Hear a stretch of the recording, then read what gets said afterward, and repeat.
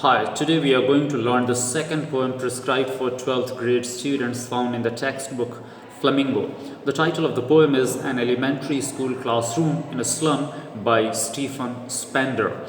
The poem revolves around the poet's political views and brings forth the difficulties faced by the kids in the slum.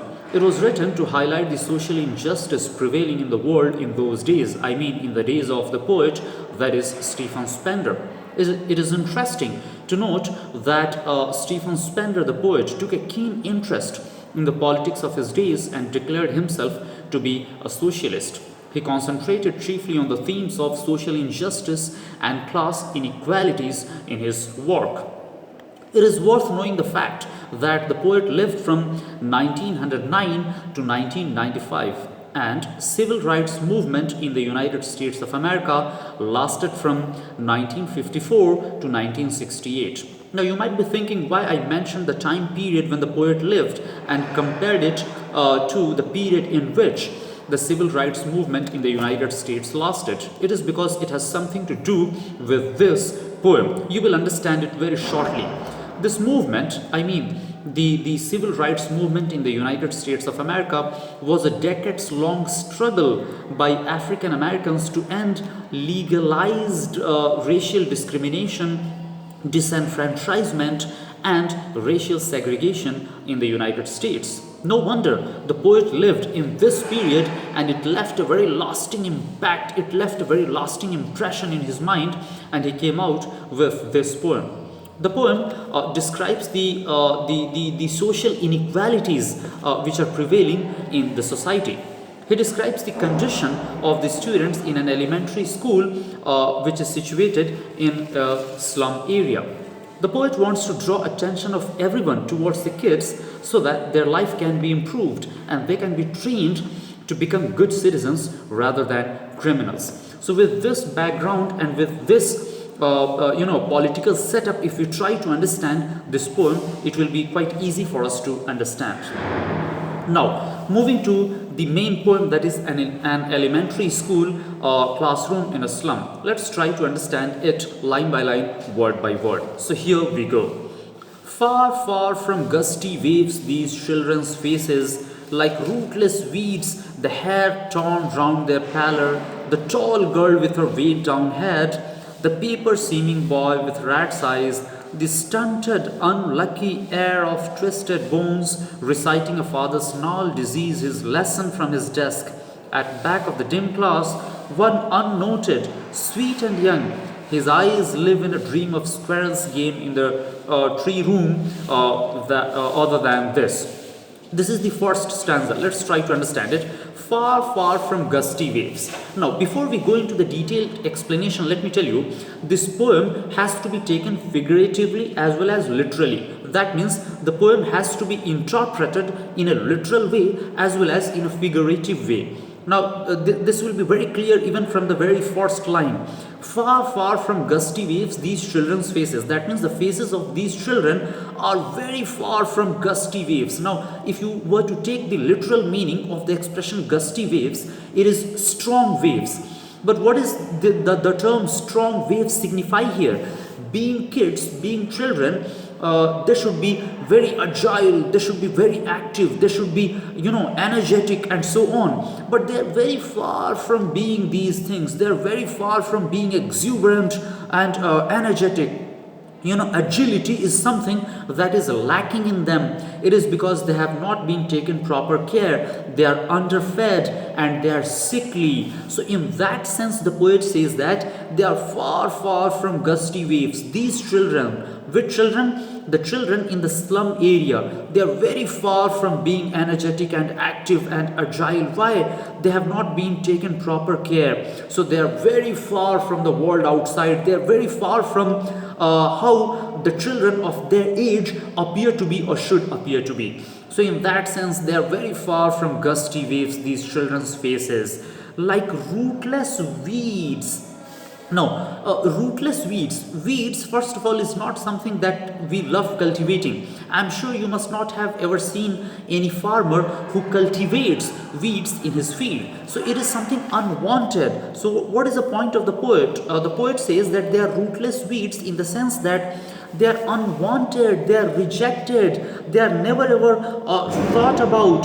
So they are badly kept and they lack stability. No one ever bothers to think about them. They are unwanted, rootless weeds. No one ever bothers to take care of them or think about them. So in that sense, the poet says, like rootless weeds. Then the hair torn round their pallor. That means even their hair is scattered. It has not been arranged properly. They have not combed their hair. They have not even bothered to take care of their appearance. And maybe for many days they have not even bathed. They have not even taken care of their appearance properly. So the hair torn round their pallor. Pallor refers to the pale appearance of the face. So their hair is scattered around their face. Their appearance is not at all good. Their appearance reflects what they really are. So that is to say, the hair torn round their pallor. Then, after giving these introductory lines, the poet goes on to talk about some specific kids. The poet specifies some children who are a part of this school. Let's look at them one by one. First of all, the poet says, the tall girl with her weighed down head. There is a tall girl whose head is weighed down, and probably her head is weighed down because she is overburdened with poverty. She is depressed, maybe because of physical, mental and emotional exhaustion. Since she belongs to a very poor family, she must have been exhausted or feeling burdensome because of physical, mental and emotional pressure. She must have known this fact very well, that her family had to eke out their living. They had to somehow manage to meet the both ends. So because of these reasons, her head must have been weighed down. The tall girl with her weighed down head. Then there is another fellow. Then there is another boy, the paper seeming boy. Now the paper seeming boy, what does it reflect? Paper seeming boy means he is very thin, he is very sickly, he is malnourished, he has not been fed properly, he appears like paper. The paper seeming boy with rat's eyes. Now, different critiques give different interpretations for this expression rat's eyes. Some say that it is the expression rat's eyes can be taken as his eyes are very defensive and scared like a rat, and some others even they say that he has felt some sort of greed for eternity. His greed has never been satisfied. We can take the either of these two explanations. We can also say that he was quite scared, he was afraid, just as a rat looks, and we can also say that his greed had never been satisfied because a rat looks in that way also. So both of these interpretations are correct for this expression, with rat's eyes. So paper seeming boy, he is very lean and lanky, he is very thin, he is not taken care of properly, and his eyes have been compared by the poet to a rat's eyes. Then the poet goes on to talk about another student, the stunted, unlucky heir of twisted bones, reciting a father's gnarled disease, his lesson from his desk.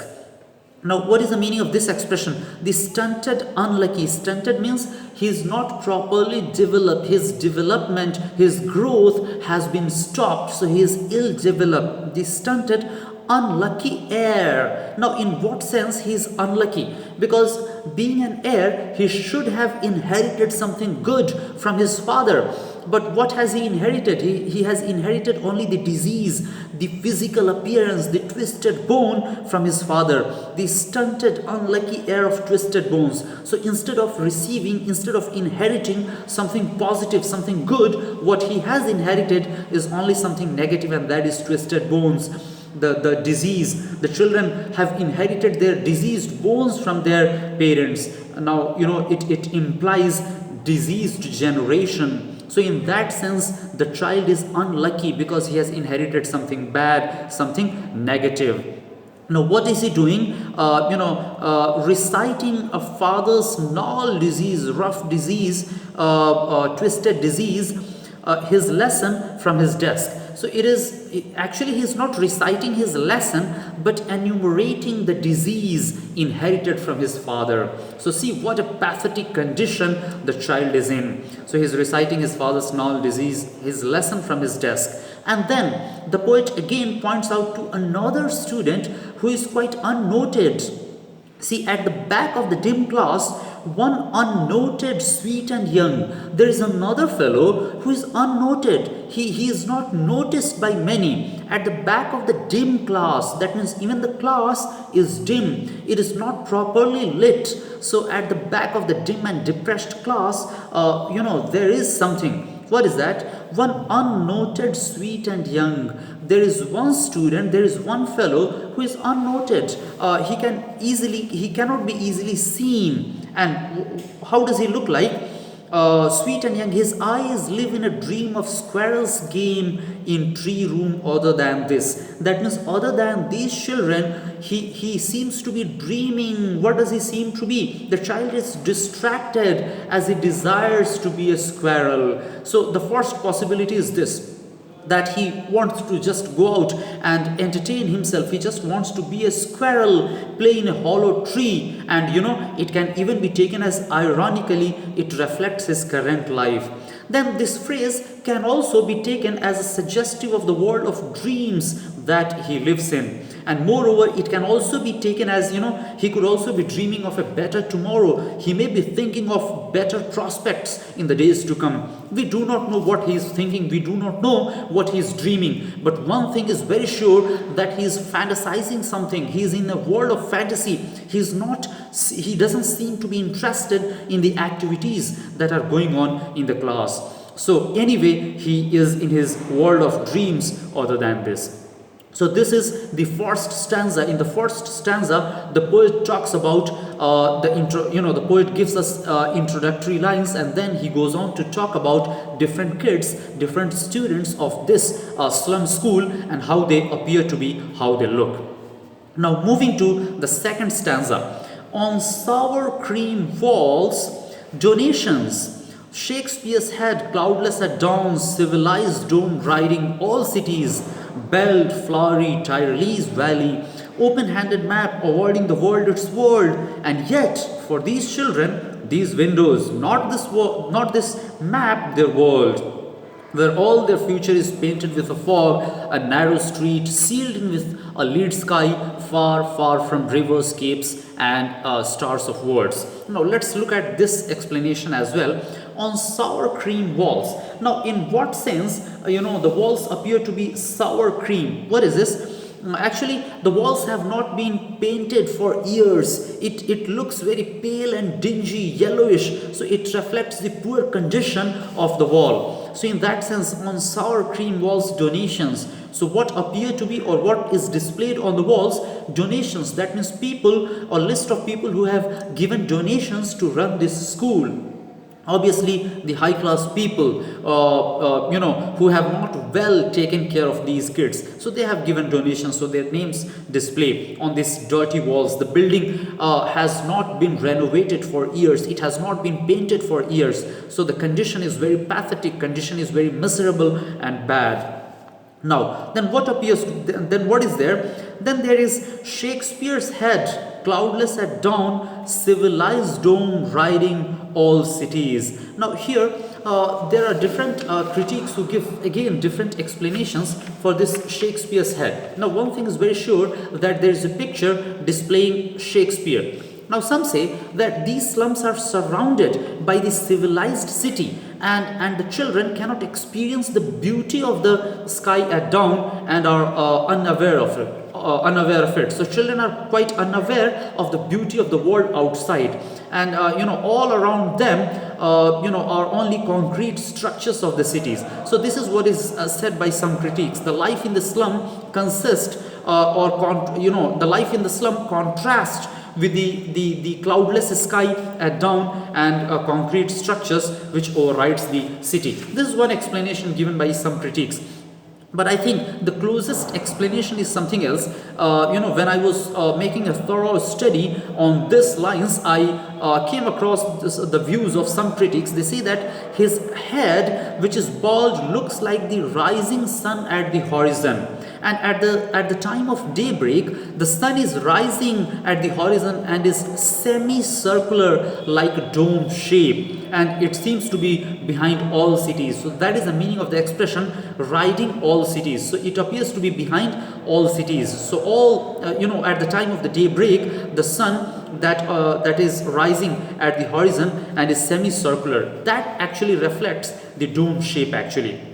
And I think this is the most fitting explanation. So anyway, that is Shakespeare's head, cloudless at dawn, civilized dome riding all cities. Then belled, flowery, Tyrolese, valley. Then there is, another picture of a beautiful valley, that is Tyrolese Valley, which is, full of fragrant flowers, and these children of the slum will never be able to experience this beauty. So this is a sort of contrast between what the world contains, between what the world has, and these children do not have any access to these things except to see them on these maps, on these pictures. Then there is open-handed map. Then there is an open-handed map awarding the world its world. That means the map tries to give some idea about how the real world is. But then, sad to say that, and yet for these children, these windows, not this map, their world. That means for these kids, it is their windows, not their map. That means the world that they can see through the windows only is their world actually. What they can see, what can they see? They can see only the slum area, the slum area that they hail from, that they come from. So for these kids, it is their window which is their world, these windows, not this map. So whatever they can see in the map doesn't matter anything to them. For them, their world is the window, the things that can see through the window. Their world where all their future is painted with a fog. That means their future is painted with a fog. We cannot see anything clearly through fog. So what does the poet want to say? The poet means to say that their future is very bleak, it is dull, it is not at all bright. So that is to say, their future is painted with a fog. Then he says, a narrow street sealed in with a lead sky. Now, this also has got two meanings. One is the literal meaning. Since they come from a slum area, the streets in the area must be very narrow. They must not have access to proper roads. And second explanation of this can also be taken as figurative. Narrow street, that means their future is very narrow. Their prospect is very narrow, and with lead sky, lead sky refers to the dull sky. So hopelessness is very much visible in their lives. So in that sense, a narrow street sailed in with a lead sky. Then narrow streets, it shows that the children do not have any better future. The narrow roads symbolize the restricted quality of the lives of these children. Then the last line of the second stanza, far, far from rivers, capes and stars of words. Now they are very far from the beauty of the world outside. Rivers and capes and seas, these things also symbolize, they resemble adventure and excitement, which these children they are deprived of. They do not have access to all these things. And stars also stand for a bright future, so they don't have access to these things. So the poet says they are very far from bright prospects, they are very far from better tomorrow, they are very far from better future. So here we see in the second stanza the detailed explanation of the condition of the classroom and the children and their prospect. Let's stop here. In my next video, I shall come to you with the explanation of the last two stanzas. Meanwhile, you can go through the text so that you will get a better understanding of the poem. Thanks for watching.